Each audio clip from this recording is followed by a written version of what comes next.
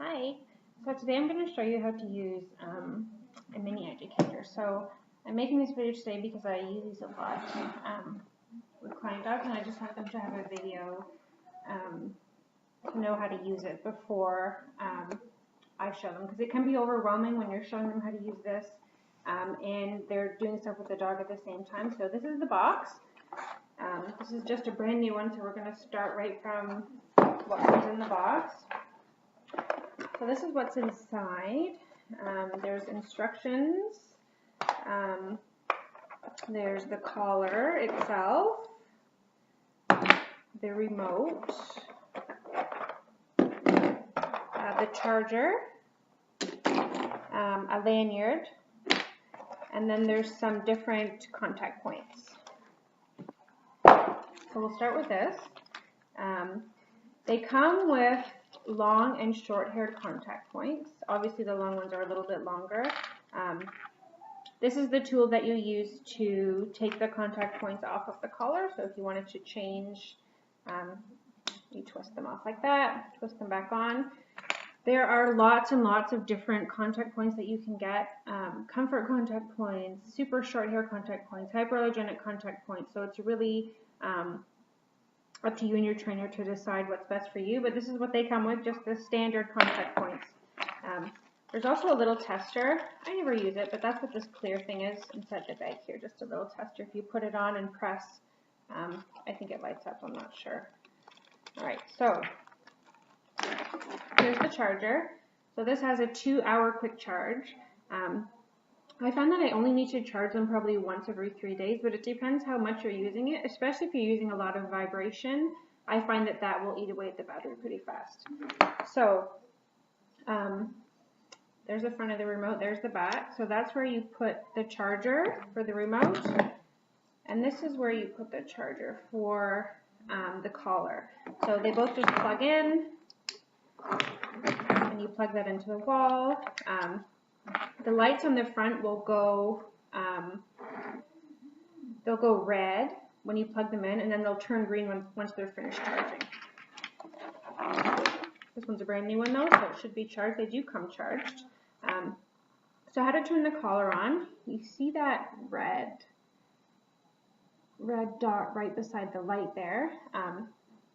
There's the same red dot on the side of the remote. So if I touch those dots together, it turns the collar on. So off, on. The green light means on, and it'll blink. I think it blinks probably every 30 seconds or so. There, blink. So it's going to keep blinking when it's on, and then once it's off, it's just off. So before you charge it, you should turn it off, or when you're not using it, turn it off. And then to turn this on, there are a couple buttons up on the back. So there's this L, on, off, light button, and there's this MC button. So if I press and hold this L button on the back, it turns on the collar. Now why it's a light button as well, if I don't quite hold it as long, you'll see a flashing light on the collar. If I hold it again, for not as long, the light stays on, and if I do it again, the light goes off. So it's blinking, stays on, off. And then if I hold this for long enough, it turns this off. So on, off. Okay, and I'm pressing and holding this button on the back. So press on, press off. There, so we'll turn it back on. Now this MC button on the back, right beside the on-off, that's going to change. So see how it says M for momentary. I can change that to just M, to just C, or we can do both, MC. So momentary and continuous, that's what that means. So continuous means when you press the button, the stim will go for a little while. Momentary means it just goes, no matter how long you hold the button, it just goes for a second and then it stops. So I only use continuous, but I've had people accidentally change it to momentary, and then the dog's not getting the right communication. So make sure that's on C. And that's what that MC button means on the back. And then so the buttons on the collar. So if we go, let's go up a little bit. go up to a 7. So if I press this black S, that's going to stem at 7. And when I stem, the red light goes on the collar, so that's how you know it's doing it. So that's the black S. If I use the red S, this is the boost. It's going to go 5 above. So it's going up. It's going up to 12 there. It's hard to see because it's backwards. So it's going 5 above. And you can set that. In the instructions, you can reset that to, I think, anything from 5 to 60 above what you have listed. I don't tend to use these a lot. For some dogs I do, just because you need to quickly kind of move up. Yeah, so you can use that if you need to, but I mostly just use the black S. And then this dial on the top is going to move your stem up and down. And if I press down on this dial, see how that 1D stopped blinking on the top? That means that I'm set in. So a lot of times if I'm out walking, especially if you have multiple dogs and multiple e-collars, I'll set that in because the dial, it's very easy to turn this dial, and then you can just press it to change it again. So that's that. So if the 1D is blinking, that means that I can change this. If I wanted to lock it in, say I wanted to lock it in at 15, I press down and hold that, so we're locked in. If I turn this, nothing's going to happen, okay? So then there's another button, there's this black T. So we already talked about the black S, the stem button, the red S is the boost button, and then we also have this black T button on the other side. Now that comes set to vibrate this collar. So if I set this, you can hear that it vibrates. So it just sets on one vibration, and it keeps going as long as I press. If I move this down to 0, let's see if I can, there. And if I press the L and then the T right away, so I'll do it again. So this is at 0. I press the L, and you hear that beep. Hear that beep? This moves to a tone. So I can move this from vibrate to tone using that technique. A lot of people don't know that, but you can. So if you want to use the tone, some people will use it as a warning. You can kind of do boundary training with it. You can use it as a positive, like a clicker. It's up to you. I generally don't use these in training or the vibrate, but it's a feature of the collar that you may or may not want to use. So again, we turn the dial down to 0. We press the L, and then we press the T right after. So LT, we hear that, and we should be back on vibrate now, which we are. So that's how that works. And I think that's everything. So yeah, so to turn this off again, we're just gonna do that. We're gonna press and hold this, and that's gonna turn that off. So a lot of times what I do is open up this lanyard, hook this onto the bottom there, and I'll wear this.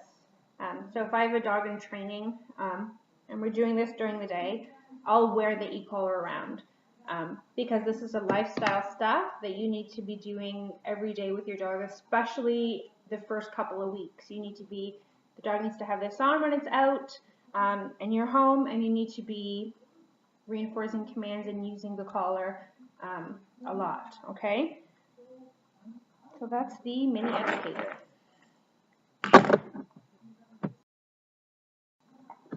So I also just wanted to show you how these should fit on your dog. So this is Coda. Coda, sit.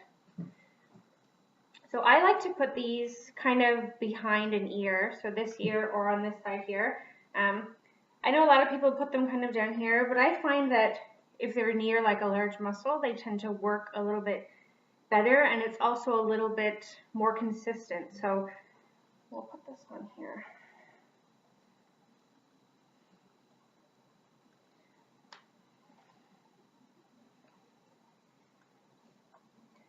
So this needs to be quite snug.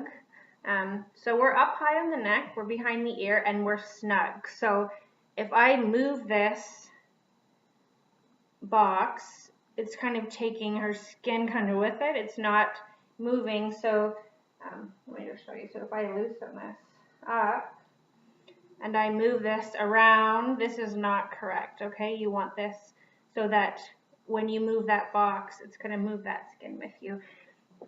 And if you are going to be using this a lot, which you should be when your dog first comes home, you want to rotate it. So if it's lunchtime and we've been using it on this side all day, we're going to loosen this and we're going to rotate it just to behind that other ear, okay? And just tighten it up there. You never kind of want it up here. That's silly. There's nothing up there. And again, some people, you will see them kind of down here at the front. I like to do them at the side underneath an ear. So this ear, midday, switch to this ear, and you're good. Obviously take it off at night. If you see, and I've only had this happen once, but if you kind of feel, especially for the first couple of weeks that the dog's been wearing these, if you feel kind of two little bumps where these go. Sometimes the dogs have an allergy to the nickel, so you can buy hypoallergenic points. And sometimes it's just from leaving it on for too long. So if you accidentally leave it on overnight, or if you leave it on the dog all day, if the dog goes swimming and sometimes gets some wetness underneath, that can make a hot spot underneath there, and there can be, you can get two little bumps. If you leave it on for an extended period of time, and a lot of times we see this with the electronic fences,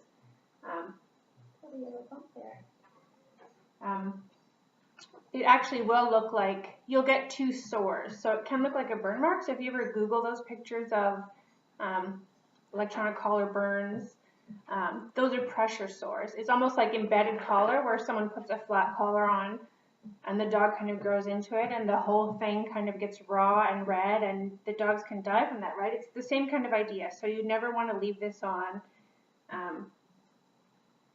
overnight. You always want to rotate it once during the day if you're wearing it all day, and you want to watch if water gets under there, that you're making sure it's dry under there before you put the collar back on, okay?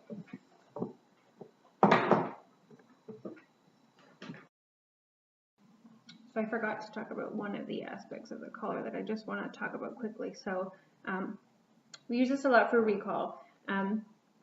So if you have your dog off leash, you're working on recall, a rabbit runs by, something super distracting, and your levels aren't working, instead of stopping, turning up, stopping, turning up, you can turn this up as you're pressing. So if we're starting on a 4 and we're calling, so Max come, we're pressing, and we can go up.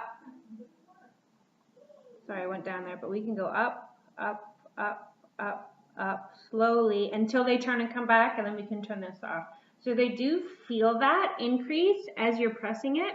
So let's say we're starting at, let's go to a 10. So we're out on a 10, we'll call the dog, so Max come, there's no response, we're pressing and holding, we start dialing up. And then as soon as Max comes, we let go.